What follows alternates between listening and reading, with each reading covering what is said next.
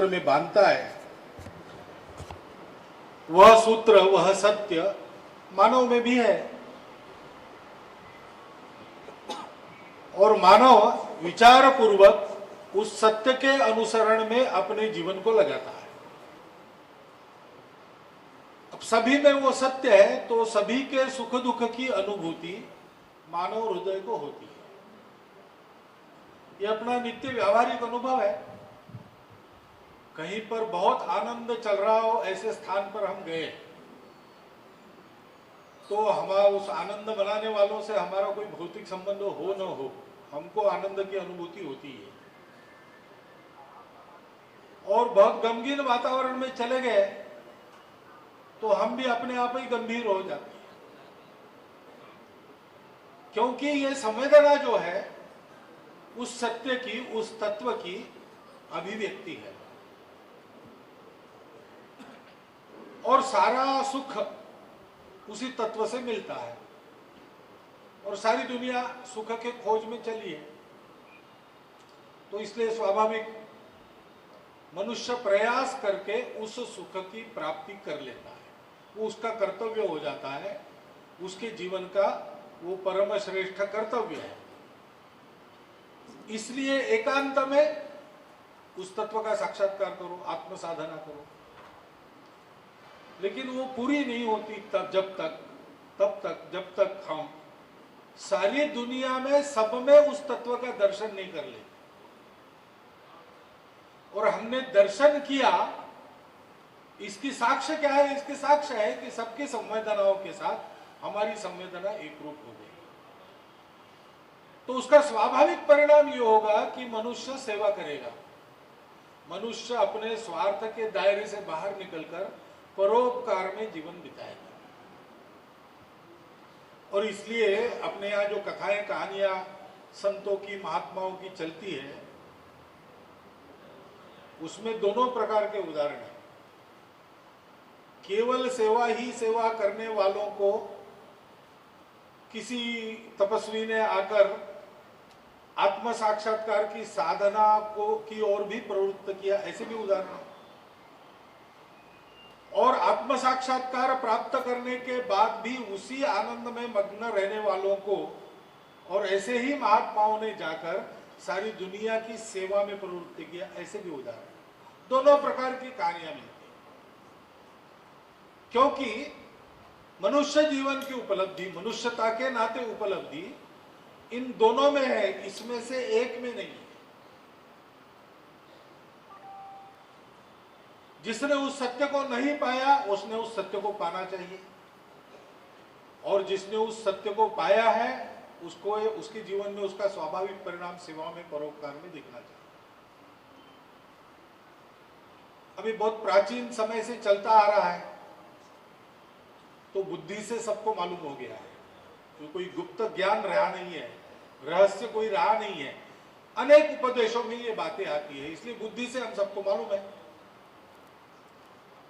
तो बुद्धि से जो बातें मालूम होती है वो अभी प्राप्त नहीं हुई तो भी उस ओर बढ़ने का सभी लोग प्रयास करते हैं। जो अच्छा है वो अभी मेरे पास नहीं है, लेकिन मेरे पास कल आएगा, इसलिए अभी से मैं तैयारी करता हूं। तो ऐसे ही उसके फलस्वरूप इन दोनों प्रकार के प्रवाह एक साथ लेकर चलने वाले संगठन, संस्थाएं बहुत सारी मिलती हैं। आध्यात्मिक संस्था है, आत्म साधना सिखाती है और सेवा कार्य चलाती है। सेवा करने वाली संस्था है, वहां जाएंगे तो कुछ न कुछ आध्यात्मिक साधना किसी न किसी प्रकार की वहां पर मिलेगी।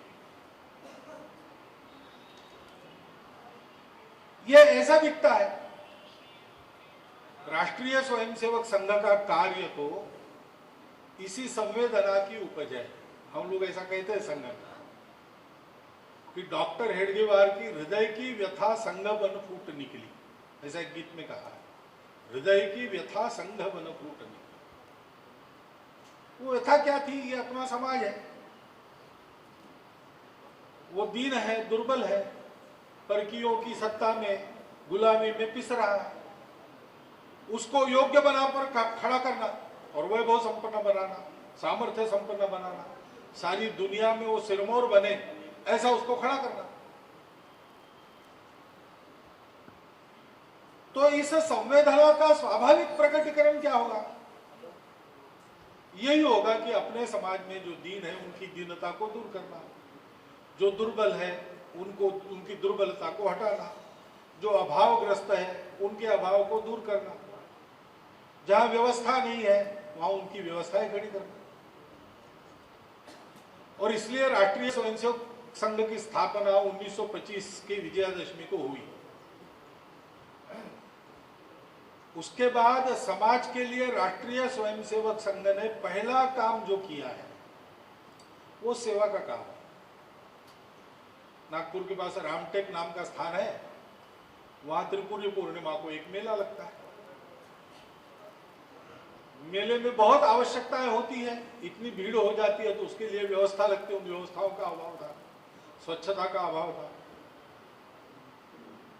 मेले में भीड़ होती है, पुराना जमाना, बिजली वगैरह नहीं थी, गैस बत्ती लगाकर काम चलाया जाता था, तो अंधेरे का लाभ लेकर बहुत सारे लोग बहुत सारे कृत्य करते थे, सारी अव्यवस्था थी। तो 1925 की त्रिपुरी पूर्णिमा पर स्वयंसेवक वहां पर गए और उन्होंने उस मेले की व्यवस्था की, उसको व्यवस्थित बनाया, वहां व्यवस्थाएं लगा दी। और तब से लगातार जब तक समाज इसको हाथ में लेकर अपने आप करने न लगे तब तक ये कार्य वहां पर शुरू था। संघ का स्वयंसेवक ये स्वयं होकर सेवा करने वाला सेवक है, उसका कोई स्वार्थ नहीं रहता है। सेवा करने के बाद उसमें से मेवा बटोरने की भावना उसके हाथ में नहीं रहती। सारे भारत में घूमता हूं, बहुत सारे लोग मिलते हैं, अब उन संघ के स्वयंसेवक क्या क्या कर रहे हैं बताता हूं, तो कहते हैं इतना सारा काम आप लोग करते, 1,60,000 से ऊपर छोटे बड़े सेवा कार्य बिना सरकारी पैसा लिए समाज की सहायता से संघ के स्वयंसेवक करते हैं। जहां आवश्यक है वहां अपनी चमड़ी घिसकर अपना दमड़ा खर्चा करके काम करते हैं। कहते इतना सब आप लोग कर रहे हैं, आप लोग इसका प्रचार नहीं करते, ये अभी किसी को मालूम नहीं। प्रचार क्या करना? प्रचार करने के लिए थोड़ी हमारी सेवा है। हमारी सेवा तो समाज के प्रति हमारे हृदय की जो स्वाभाविक संवेदना है उसका आविष्कार है। और इसलिए इसका बहुत प्रचार हम नहीं करते, हमको मेवा नहीं बटोरना है, स्वार्थ हमारी प्रेरणा नहीं है, ना हमारी कोई मजबूरी है, ना हमारे मन में किसी बात का भय है जिससे हम सेवा के लिए प्रवृत्त हो। हमारी प्रेरणा क्या है? हमारी प्रेरणा आत्म प्रेरणा है। जो मेरे हृदय में है वो सारे मानव समाज के हृदय में, जड़ चेतन सारी सृष्टि में वही है, और इसलिए उसका दुख मेरा दुख है। बाबू जयप्रकाश नारायण संघ का शिविर देखने के लिए एक बार दिल्ली में आए, उनको निमंत्रित किया गया, वो आए, देखा उन्होंने। देखने के बाद उनको आश्चर्य हुआ, पूछा उन्होंने इस शिविर के खर्चे के लिए कितना कलेक्शन हुआ, तो बताया गया कि संघ की गुरुदक्षिणा और स्वयंसेवकों ने दिया हुआ शुल्क, इसमें से सारा खर्चा चलाया गया। तो उन्होंने भोजन की, इतनी भोजन की व्यवस्था कैसे की? तो उन्होंने कहा कि स्वयंसेवकों ने खर्चा दिया और गणवेश और सबने अपना बनाया। आश्चर्यचकित हुए। बाद में प्रमुख कार्यकर्ताओं के परिचय का कार्यक्रम हुआ, 70-80 कार्यकर्ता उनके साथ बैठक में बैठे, सबने अपना अपना परिचय दिया। संघ में परिचय देने की एक पद्धति होती है, पूरा नाम बताते, संघ में क्या दायित्व है वो बताते, और अंत में संघ आयु बताते, यानी संघ में कितने साल से है। तो सब लोग बताने लगे, मैं 40 साल से संघ का स्वयंसेवक हूँ, 60 के दशक की बात है, मैं 20 साल से संघ का काम कर रहा हूँ, 30 साल से कर रहा हूँ। तो अंत में जब उनको कुछ कहने के लिए कहा तो उनका कहना नहीं, मुझे पूछना है। क्या पूछना है? उनका मेरा प्रश्न है कि 30-30 साल से आप लोग एक ही काम कर रहे हैं, और वैसे करने में बहुत ज्यादा आकर्षक लगने वाला काम नहीं है, उबाहट बहुत होती होगी, कुछ वही काम करना, ये सारा आप निरंतर लगातार कर रहे हैं, पढ़े लिखे लोग हैं, अपने अपने क्षेत्र में अग्रणी है, ऐसा आपके परिचय से ध्यान में आता है। इतने सालों से आपने काम किया है, आप काम कर रहे हैं, आपको मिलता क्या है? आपकी प्रेरणा क्या है? मैंने तो कभी देखा नहीं लगातार एक ही काम इतने साल निरंतर करने वाले कार्यकर्ताओं का इतना बड़ा समूह। तो कुछ क्षण तो कार्यकर्ता चुप रहे, हमारे कार्यकर्ता एकदम बोलते नहीं, एक्स्ट्रावर्ट उनका स्वभाव होता नहीं। संघ की बैठक में कार्यकर्ता बोले इसके लिए प्रयास करना पड़ता है, परंतु फिर थोड़ी देर के बाद एक स्वयंसेवक खड़े हो गए, उन्होंने कहा देखिए हमारे समाज में जो दुख दर्द है वो हमारी प्रेरणा है, जब तक वो है तब तक हम काम करते रहेंगे, वो सारा मिट जाएगा फिर हो सकता है शायद हम कुछ आराम कर लें। ये संघ की स्वयं सेवकत्व का स्वाभाविक आविष्कार है, तो सर्वदूर मिलता है। समाज के अभावों को दूर करना समाज के प्रत्येक व्यक्ति का काम है। स्वयं सेवक को अपने जीवन से समाज को शिक्षा देनी है, उसके जीवन में ये सारी बात मिलती है। और इसलिए जैसे जैसे संघ की शक्ति बढ़ी, स्वयंसेवकों की संख्या बढ़ी, संघ के स्वयंसेवकों के द्वारा किए जाने वाले सेवा कार्यों की भी संख्या बढ़ी। समाज में रोटी, कपड़ा, मकान, स्वास्थ्य, शिक्षा और अतिथि सत्कार, ये सब की आवश्यकता है। जीवन में न्यूनतम इन सब बातों की परिपूर्ति होनी चाहिए, इसमें अभाव की कोई बात रहनी नहीं चाहिए। रोटी, कपड़ा, मकान, स्वास्थ्य, शिक्षा, अतिथि सत्कार, इसके लिए प्रत्येक व्यक्ति साधन संपन्न रहे, उसको अभाव न हो। परंतु अब जैसी परिस्थिति है उसमें दुर्भाग्य है कि इन सब बातों का अभाव अपने समाज में किसी न किसी वर्ग को झेलना पड़ता है। कुछ बातें सभी को उनके अभाव से खलती है। तो इन सब क्षेत्रों में काम स्वयंसेवक कर रहे हैं, स्वास्थ्य के क्षेत्र में भी कर रहे हैं। स्वास्थ्य सेवा सबको उपलब्ध होनी चाहिए, उसके जेब में जितना पैसा है उसमें वो अपने स्वास्थ्य को ठीक रखने के लिए उस सेवा का लाभ ले सके, ऐसा उसका स्वरूप होना चाहिए। जो जहां है वहां उसको वो सेवा उपलब्ध हो, ऐसा उसका स्वरूप होना चाहिए। ये सारी बातें आज नहीं है, वैसा करने के लिए सबके प्रयास चल रहे हैं, अभी पूरे नहीं हुए। तो स्वास्थ्य के क्षेत्र में भी संघ के स्वयंसेवक काम करते हैं। स्वास्थ्य बिगड़े नहीं, इसलिए क्या क्या सिखाना, वो सिखाने के प्रयोग चलते हैं, प्रकल्प चलते हैं। स्वास्थ्य बिगड़ने के बाद जांच और इलाज हो, ठीक हो और सस्ता हो, इसके लिए साप्ताहिक चिकित्सा केंद्रों से लेकर बड़े बड़े अस्पतालों तक सब काम संघ के स्वयंसेवक करते हैं। देश में और 25-30 जगह बड़े अस्पताल हैं, बहुत बड़े बड़े अस्पताल हैं, सब प्रकार की आधुनिक चिकित्सा सुविधा उसमें उपलब्ध है। संघ के स्वयंसेवक उनको चलाते हैं और वह चिकित्सा सुविधा आम आदमी को पुराएगा, ऐसे दामों पर मिले, इसका प्रयास करते हैं। केवल चिकित्सा की उपलब्धि नहीं करा देते, तो उसके बहाने संबंध जोड़ते हैं। प्रत्येक अस्पताल को लगकर कोई ना कोई समाज में संस्कार, समाज में रोजगार आदि आदि के काम चलाने वाला प्रकल्प चलता है। और ऐसे प्रकल्पों में एक बात ध्यान में आती है कि जो बड़े शहर अपने देश में हैं, उन सब बड़े शहरों में बड़े बड़े अस्पताल हैं।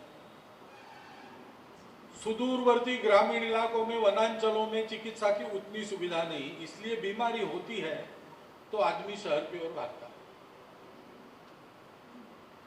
उसका स्वभाव है, चिकित्सा महंगी है तो भी जहां के चिकित्सा पर विश्वास है वहीं की चिकित्सा लेगा। हमारे मित्र है, डॉक्टर मित्र है, अच्छे हार्ट सर्जन है, बहुत बड़ा अस्पताल चलाते, नाम अच्छा है। उनके पास एक आदमी आया, उन्होंने बताया उस आदमी को हार्ट का ऑपरेशन कराना था। उन्होंने बताया भाई ये जो तुम कराना चाहते हो इसको मेरे अस्पताल में 10 लाख रुपया लगेगा, तुम सरकारी अस्पताल में जाओ वहां पर तुम्हारा 2 लाख में काम हो जाएगा। तो उसने कहा नहीं वहां नहीं जाऊंगा मैं, मुझे मालूम है वहां 2 लाख में काम होता है, लेकिन काम होता है कि नहीं होता है इसके बारे में मेरे मन में शंका है। मेरा आपकी चिकित्सा पर विश्वास है, घर बेचना पड़े तो मैं घर बेच डालूंगा, लेकिन ऑपरेशन आप ही के यहाँ कराऊंगा, जितना खर्चा लगे मैं करूंगा, कर्जा निकालूंगा। स्वास्थ्य के बारे में आदमी की चिंता ऐसी रहती है, अगर उसको सस्ती सुलभ चिकित्सा उपलब्ध नहीं है तो बड़े शहरों में जाकर कर्जा निकाल कर भी महंगा इलाज कराता है, लेकिन जहां पर विश्वास है वहीं से इलाज कराता है। ये मानस है समाज का। तो ऐसे बड़े बड़े शहरों में बड़े अस्पतालों में रोगियों की भीड़ लगी रहती है, तरह तरह के रुग्ण आते हैं, उनके साथ कोई उनकी साथ संगत करने वाले, उनकी व्यवस्था देखने वाले घर के लोग भी आते हैं। तो कसर छूट गई इसका प्रमाण है। मेरे से कोई पाप हो गया, कोई अपराध हो गया, कोई कमी रह गई, मेरा समाज दुर्बल है, उसकी दुर्बलता दूर करने का अवसर सेवा देती है। ये मेरे पर उसका उपकार है, जिसकी हम सेवा करते हैं उसका मेरे ऊपर उपकार है। सेवा का काम ऐसा है, वो करने वाले के मन को शुद्ध करता है। सेवा से ही परमेश्वर की सेवा भी एक तपस्या है, परमेश्वर प्राप्ति की। उत्कट सेवा से भगवान प्राप्त होते हैं। ऐसी कई कहानियां हैं। संत पुंडलिक थे, वो माता पिता की सेवा में मग्न थे, उनको साकार रूप में दर्शन देने के लिए भगवान आ गए, विठ्ठल रुक्मिणी के रूप में। तो वो सेवा में मग्न थे, चरण सेवा चल रही थी माता पिता की, और भगवान आ गए। पता चला तो देखा उन्होंने भगवान खड़े हैं, तो पास में ईंट के टुकड़े पड़े थे, 2 ईंटें उठाकर उन्होंने फेंक दी कि आप खड़े रहो, ये सेवा समाप्त करके मैं आता। फिर सेवा करते करते उनके मन में विचार आया कि साकार भगवान कभी प्रकट होते नहीं, अब पृथ्वी तल पर प्रकट हो रहे हैं, तो इसका लाभ सब लोगों को मिलता रहे, इसलिए मैं उधर जाऊंगा ही नहीं। तो ऐसा कहते हैं कि 28 युग तक भगवान अभी उन्हीं ईंटों पर खड़े दर्शन दे रहे सारे समाज को। सेवा वहां तक ले जाती है, प्रामाणिक सेवा आदमी को ऐसा बनाती है, निर्मल, निश्चल, निष्पाप, कि भगवान को आना पड़ता है। तो ये किस पर उपकार है? सेवा जिसकी करते हो उस पर उपकार नहीं है। जो सेवा करता है उस पर उपकार है, उसको अवसर मिला है, और इसलिए सेवा में किसी प्रकार का अहंकार नहीं होता, न होना चाहिए। सेवा निरंतर करनी पड़ती है। अभावग्रस्त समाज पूर्ण प्रभाव सहित खड़ा हो, अभाव सारा का सारा समाप्त हो जाए, तो उसके लिए सेवा करनी है तो लगातार करनी पड़ेगी। अब मनुष्य स्वभाव ऐसा है कि करते करते उबाहट, आदत लग जाती है, रूटीन ठीक होता है, लेकिन उसमें रस नहीं रहता, और रस नहीं है तो जिसके लिए काम करते हैं उसको भी वो सेवा भी कभी कभी चुभने लगती है। ऐसा होता है। हम घर में पानी पीते हैं, घर में पानी मांगा तो पानी किस प्रकार से होता है, और गर्मी के दिनों में बहुत सारे सेवा करने वाले प्याऊ लगाते हैं।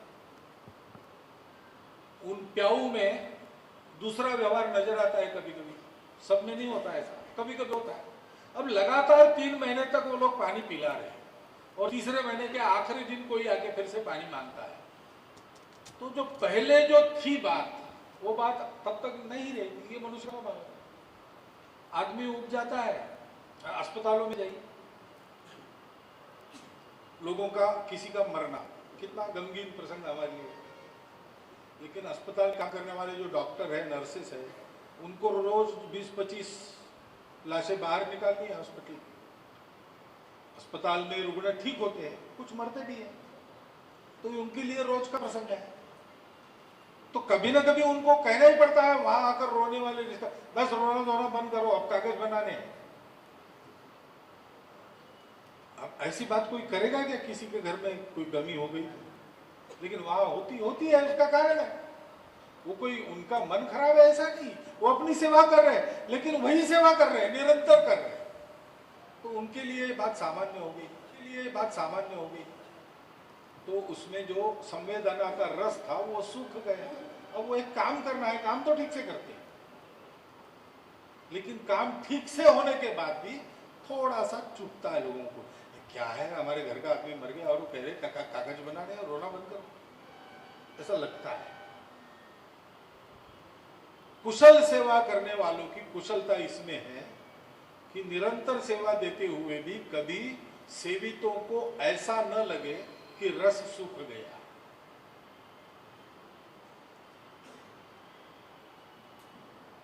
सेवा से बहुत सारी बातें मिल सकती है, लेकिन लेने का मोह नहीं होना चाहिए, सेवा में स्वार्थ भी नहीं होना चाहिए,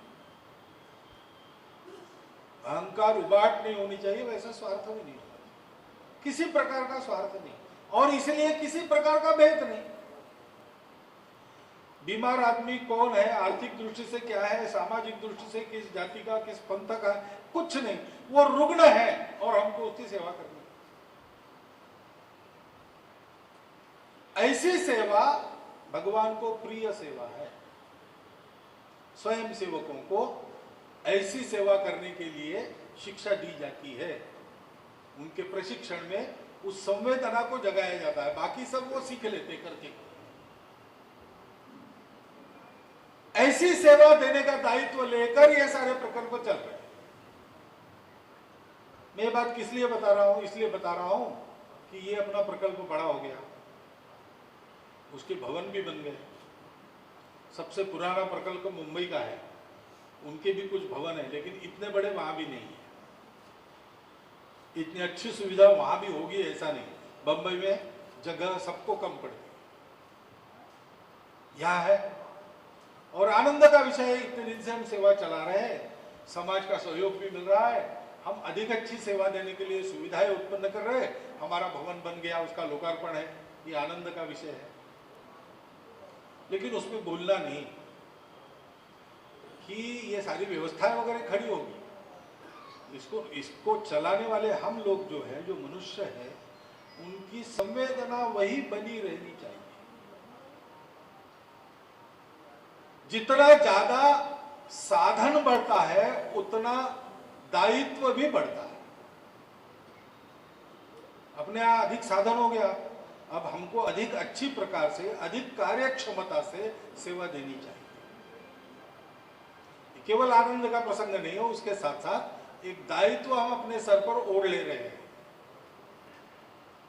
कि ऐसे भवनों के अभाव में अभी तक जो हम कर सकते थे सोचकर भी, अब हम वो भी करेंगे, अधिक अच्छी सेवा देंगे। सेवा सामान्य मकान से लेकर टाइल लगे भवनों में आ गई, लेकिन हमारे हृदय के संवेदनक्षम धरातल पर टाइल नहीं लगनी चाहिए, संवेदना को झाड़ देने वाली, मार देने वाली। ये सारी बातें ध्यान में रखकर आगे ऐसा चलना पड़ेगा।